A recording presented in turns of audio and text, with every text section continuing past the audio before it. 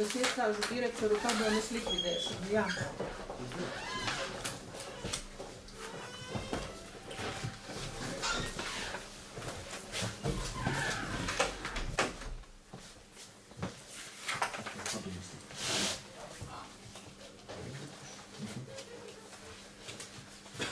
Direktora padomes likvidēšana. Nu, tātad sanācāmies kopā un šādajā sēdē ierosinām. Tad, kad mums bija paredzēts skatīt jautājumu par izmaiņām direktora padomes nolikumā, bet direktori ierosināja vispār šo padomu likvidēt.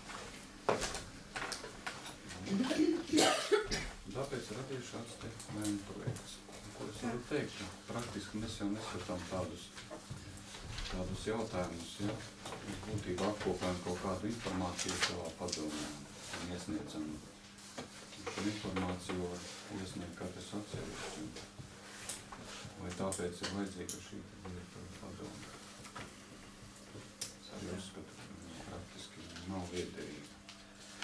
Lūdzu, jautājumi direktoram Lamedam Didzim? Nav. Juristam? Jā. Sēdes protokolu var apskatīt? Tas tika iesniegts.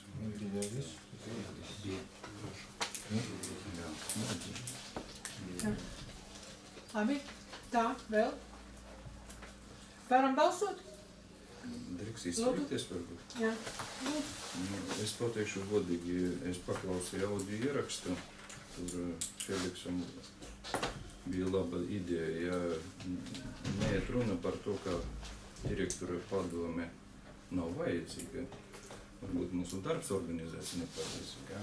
Jo tie jautājumi, kuri skar izglītība, vai bērnus, vai skolotājs, no sākumā es domāju, ka tā nolikuma bija paredzēts vajag nodot direktora padome izvērtēšanai, saskaņošanai, priekšlikumu sagatavošanai.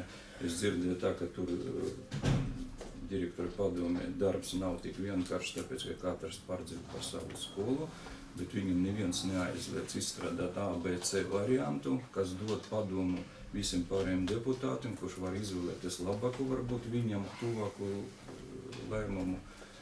Un šeit kaut kā, es domāju, ka tā jocīga situācija. Domāju, padomi obligāti jāstrādā, mums ir klasiski piemēri, un nākošgad vienkārši nebūs dzīves veids mūsu, jā, un tas sanāk tā, ka mēs pārdzīvojam, ka direktora padome politizēta, bet ja nav tāda amortizātora starp deputātiem, skolām un jūs savas starpā, kā speciālisti runājat, ja tad deputātiem pavisam grūti būs balsot. Jūs lobēti jebkura lēmumi, jā. Es kā nav pedagogs, man cita izglītība, man grūti saprast vienu otru jautājumu, bet ja jūs sava iekšē tur varat pakonsultēties ar vietniekiem, pēc tam parunāt katra skola un izteikt savu viedokli, tā mums bija premēšana, diemžēl, ka no sākuma mēs balsojam, pēc tam jums dodam iespēju palabot to, ko mēs sacepam, un tāpēc ir tā. Un es pilnīgi piekrītu, ka tas ir tāds organs mums izveidots, lai palīdzētu deputātiem. Gribam likvidējam, jā. Tā, labi. Vēl kāds grib izteikties? Nav vairs cita viedokļa? Nav, jā? Kas par to, par lēmumu projektiem lūdzu balsojam par?